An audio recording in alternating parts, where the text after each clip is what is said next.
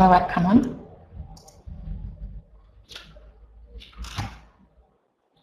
Okay, good morning,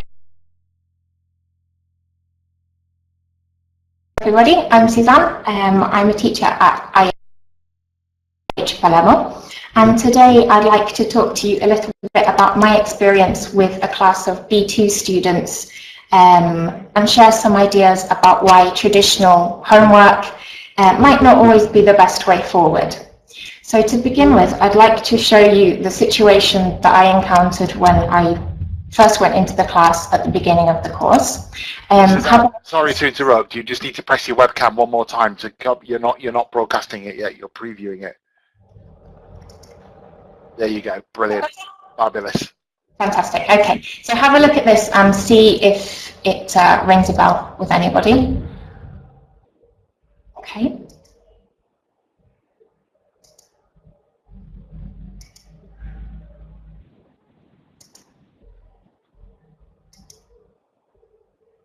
Okay, so basically I just felt at the beginning of the course that my attempts at emphatic chat, my attempts at communicating with my students really weren't going anywhere, and I felt that they maybe didn't understand what I was trying to get from them. I was quite lucky. I had a nice class of upper intermediate teenagers who were generally capable on paper, but they were reluctant to extend their answers or use more ambitious language in their conversations in class. There were lots of blank faces, and we went straight to the homework chat. It was quite a flat start to the lesson without any energy or any real communication. However, as we moved into more difficult topics in the book, I realized that these students actually had a lot to say on difficult, complicated, interesting topics like politics, the environment, social issues. And I think it's natural at this stage in their development, when they're 14, 15, 16 years old, they want to engage with more complex issues. And as teachers, I think we should be encouraging this both as a part of their development as people, and also because if they're talking about more complex ideas, then they're also likely to be experimenting with more complicated language. Okay, so I started asking myself, why am I giving them homework? And I'd like you to tell me. I've got some anagrams for you. Any suggestions why we give homework?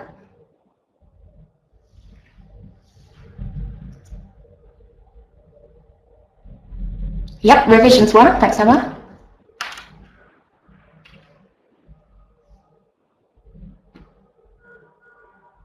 Any other suggestions? Yep, okay, consolidation, exposure, practice. So they put the language at home. Yes, exactly. Okay, those were my ideas, but I'm sure there are lots of other possibilities as well. Most teachers, I think, rely on the workbook in order to provide homework for their students. But most students didn't always seem to need this type of homework. As far as practice is concerned, they didn't need the type of controlled practice that was being offered in the workbook. As far as consolidation is concerned, well, they'd already showed that they had quite a good knowledge of the language in the class, so this wasn't really suitable for them. And I thought in particular in terms of exposure, if they're just using the workbook, then they're not going to be exposed to the type of language that I really wanted them to start using in the classroom. Okay. My students are, fortunately, very conscientious, and they didn't seem to have any problems with, well, they didn't seem to have many problems with the exercises that we came across in the workbook. So I felt that what I'd actually been offering them was cognitively under-challenging, and that I could do a lot more to help them.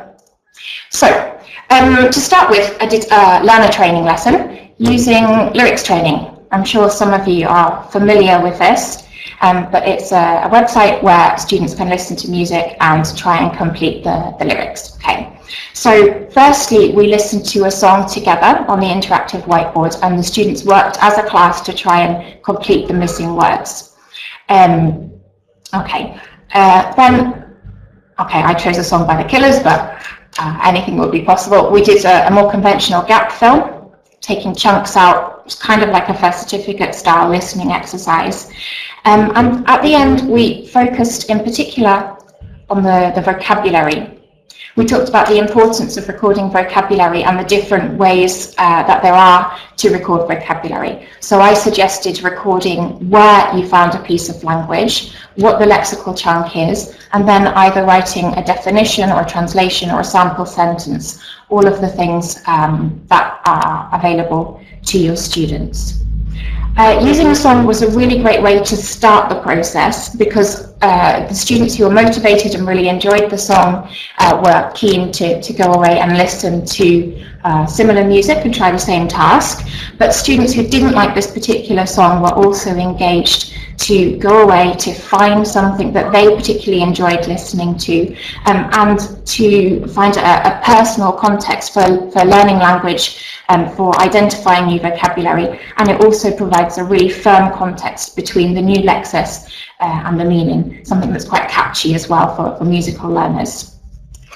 Okay, so after this particular lesson where I talked about learner training with my students, I gave them the homework just to go home and listen to a song of their choice on lyrics training, and come to the next lesson with some new pieces of vocabulary, which they then had to explain to their classmates. After the first homework, I introduced different websites. So is anyone familiar with TED? I'm sure you are. Also Flojo, as this was a B2 level class, and any other regular websites, news websites, magazine websites, anything that your students would normally do in L1, try and encourage them to do in L2. Okay. After a little while, I also set some research tasks, coming back to that preparation aspect of setting homework. So, for example, they made a PowerPoint presentation about problems in their city, Palermo, and suggestions for citizens for how to make their city a better place. They also produced a travel poster, so that involved researching tourist destinations, etc., etc.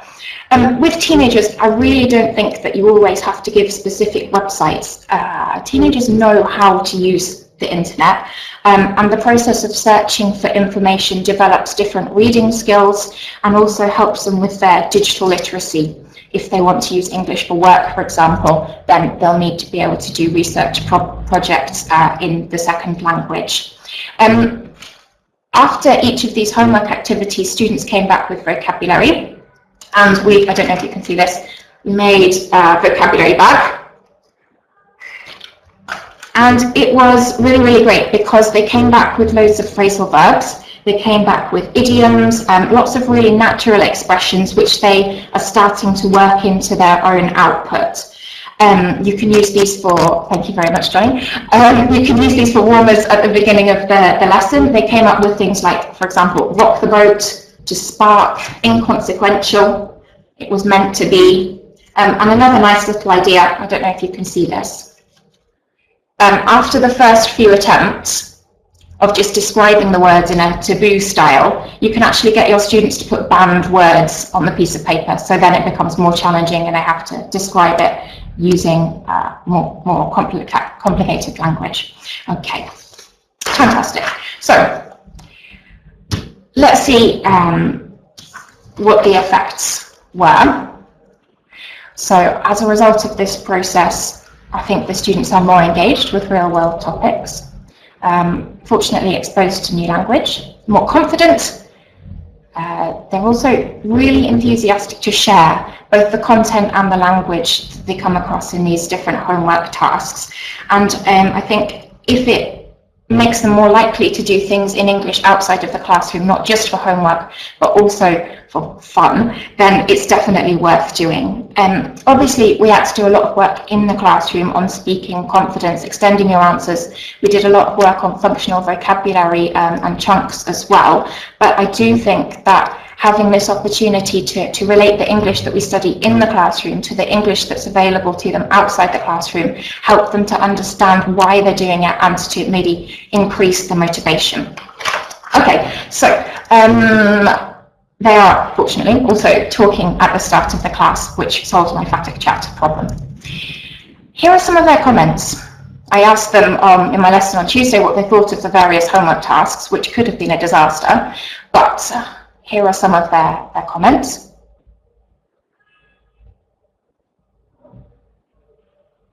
Okay, hopefully they haven't made too many mistakes. These were some really nice positive responses. But I was also really surprised by the nice balanced answers, saying they like a blend of internet-based tasks and also regular workbook activities. There was one person who preferred the workbook, but you can't please everyone all of the time, so that's not a problem. Okay, well, thank you very much. That's the end of my talk. I'm going to give you some homework.